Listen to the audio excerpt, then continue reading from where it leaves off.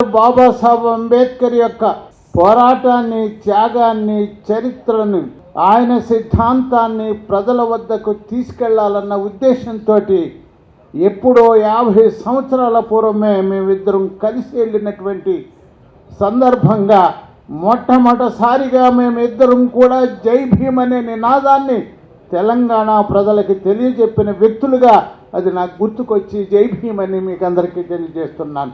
జై భీమ్తోనే ఆయన ప్రయాణం ప్రారంభమైందని గుర్తు చేయడానికి సమయం లేదు కాబట్టి నేను ఎక్కువ చెప్పడానికి అవకాశం లేదు.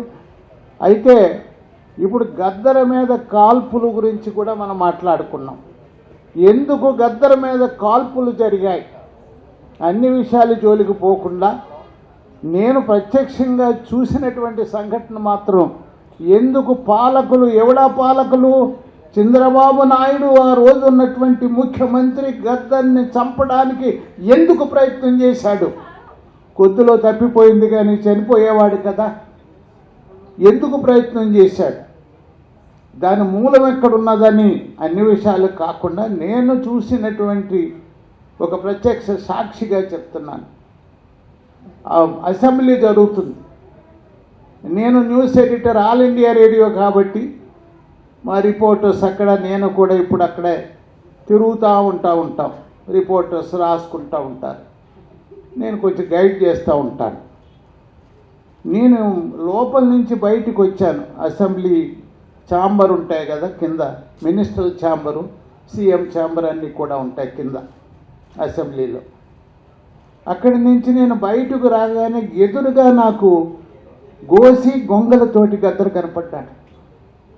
ఇదేంటి అసెంబ్లీకి వచ్చాడేంటి? ఏదో షర్ట్ వేసుకుని రాలేదు, లేకపోతే ఈ మధ్యన షూట్ వేసుకున్నాడు కదా, మనం చూస్తున్నాం కదా. ఇప్పుడు ఆ బొమ్మలో కూడా షూటే ఉంది, tie and suit, Ambedkar suit వేసుకుని ఇప్పుడు చూస్తున్నాం గద్దర్ని. ఎందుకు వచ్చాడు గద్దరని నేను అడగగానే, లేదన్నా నాకు కూడా రండి లోపలికి అన్నాడు. గద్దర పోతుంటే నీకు పాస్ ఉందా లేదని, పాస్ ఉంటేనే లోపలికి పోనిస్తారు.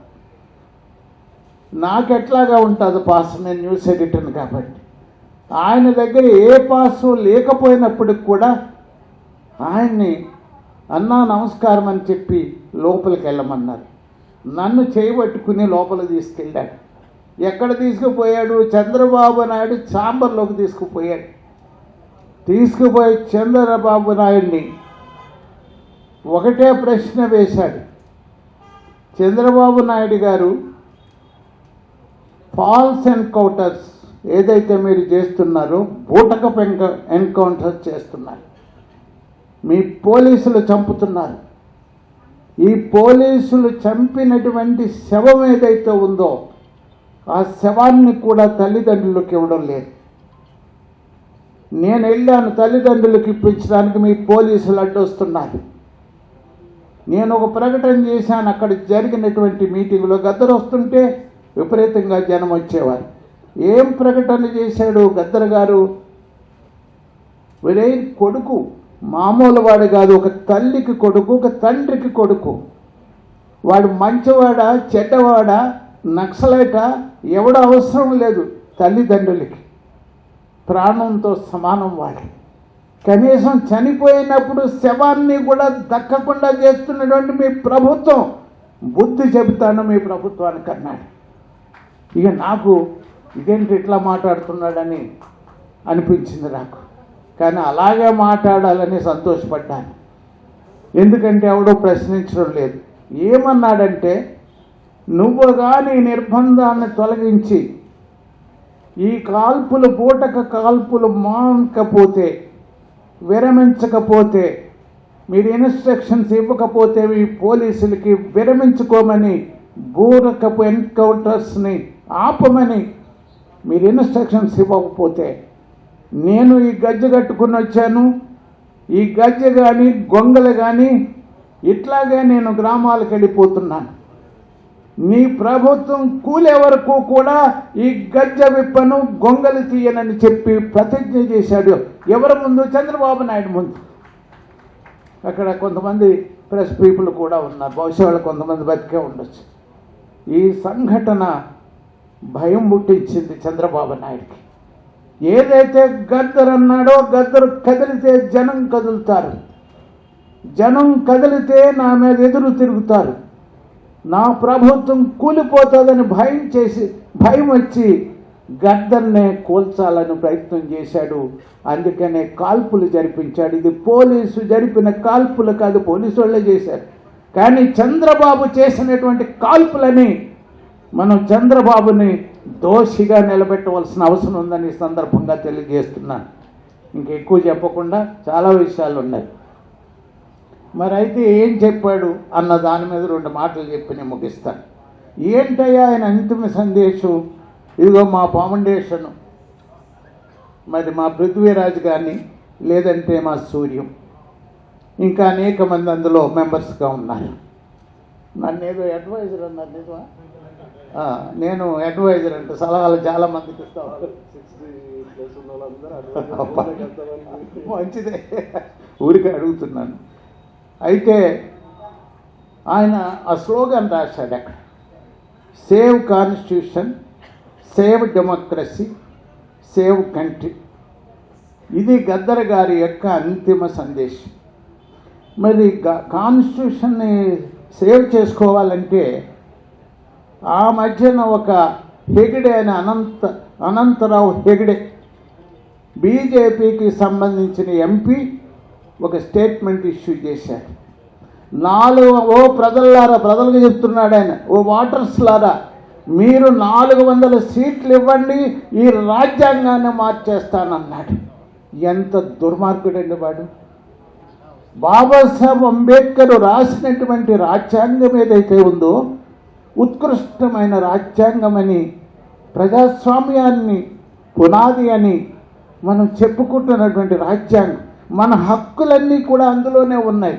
అణగారిన వర్గాల హక్కులన్నీ కూడా రాజ్యాంగంలోనే ఉన్నాయి. ప్రజాస్వామిక సూత్రాలు అందులోనే ఉన్నాయి, సమానత్వ సూత్రాలు అందులోనే ఉన్నాయి, స్వేచ్ఛ, సమానత్వం, సౌభ్రాతృత్వం అన్న సూత్రాలు ప్రియాంబుల్లో ఉన్నాయి.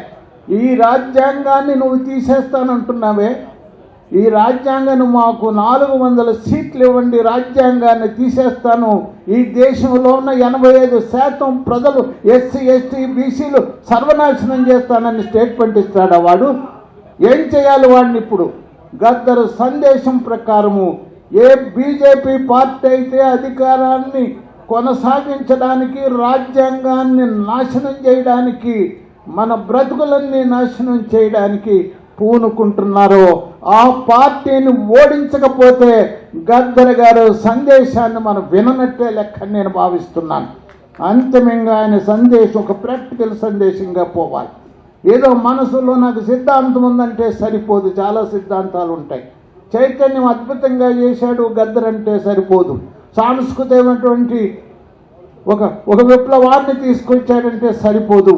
గద్దరు అంతిమంగా ఆశించిన దాన్ని నెరవేర్చడానికి మనం నిర్ణయం తీసుకుని పోవాలి. ఈ రాష్ట్రంలో ఉన్న కనీసం ఈ ప్రజలందరినీ కూడా మనం ఎడ్యుకేట్ చేయవలసిన అవసరం కూడా ఉందని తెలియజేస్తూ, ఒక్క చిన్న సజెషన్ ఏమంటే, ఒక మెమోరియల్ కట్టాలని చాలా చెప్పారు, చాలా సంతోషం. కానీ నేను ఢిల్లీ ఎప్పుడు పోయినప్పటికీ కూడా బాబాసాహెబ్ నేషనల్ అంబేద్కర్ మ్యూజియం ఉంది, సెంట్రల్ గవర్నమెంట్ కట్టింది, 700 కోట్ల రూపాయలతోటి కట్టింది. అంబేద్కర్ గారు చనిపోయే ముందు అలిపూర్ అనే ప్రాంతంలో గవర్నమెంట్ బిల్డింగ్లోనే ఉన్నాడు, ఢిల్లీలోనే ఉన్నాడు చనిపోయే రోజున. వాళ్ళు ఏం చేశారంటే అదే ప్లేస్లో పెద్ద మెమోరియల్ కట్టారు. చాలా బహుశా 7-8 అంతస్తులు ఉంటుంది అది. ఇందులో ఏం చేశారంటే అంబేద్కర్ గారికి సంబంధించినటువంటి ఆయన కూర్చున్న కుర్చీ, అప్పుడు కూర్చున్న చైరు అక్కడే పెట్టారు, టేబుల్, టైప్ మెషిన్ అన్నీ కూడా, ఈవెన్ కోట్లు తగిలించుకునే కోట్ స్టాండ్ కూడా అక్కడే ఉంది. అట్లాగా గద్దర్ ఇందాక మన మిత్రులు చెప్పారు కదా, ఆ మెమోరియల్ అటువంటిది కట్టాలి. అందులో స్పెషల్గా రోబోటిక్ అంబేద్కర్ ఉన్నాడు. రోబోని ఒకటి తయారు చేశారు. అందులో సేమ్ సూట్ వేసుకుని ఉంటాడు, బ్లూ సూట్ వేసుకుని చూడగానే అచ్చం అందమైన అంబేద్కర్లా కనపడతాడు ఆ రోబోటిక్. మీరు కూడా వెళ్ళి చూడొచ్చు. వాళ్ళు ఏం చేశారంటే లాస్ట్ స్పీచ్ ఏదైతే అంబేద్కర్ గారిది ఉందో, కాన్స్టిట్యూంట్ అసెంబ్లీలో ఇచ్చిన స్పీచ్, ఆ స్పీచ్ని రికార్డ్ చేసి లిప్స్ మూమెంట్ ఉంటుంది దానికి. ఒక మనిషి ఎట్లాగైతే మాట్లాడతాడో, లిప్ మూమెంట్ ఉంటుందో, చేతుల మూమెంట్ ఉంటుందో, అచ్చం అంబేద్కర్ లాగా రోబోటిక్ మూమెంట్ తయారు చేసి ఆ మ్యూజియంలో పెట్టారు. మనం కూడా గద్దర్ రోబోటిక్ మూమెంట్ పెట్టి, రోబోటిక్ స్టాట్యూ పెట్టి, ఆయన పాటలన్నీ కూడా వినిపిస్తుంటే, ఆయన ఏదైతే మన ఫోటోలో చూస్తామో యాక్షన్ ఫోటో ఉంటుందో దాన్ని ప్రత్యక్షంగా చూడగలుగుతాము. దీని మీద ఒత్తిడి తెచ్చి ప్రభుత్వం అది కూడా చేస్తే బాగుంటుందని నేను సలహా ఇస్తూ మీకందరికీ కూడా కృతజ్ఞతలు తెలియజేస్తున్నాను.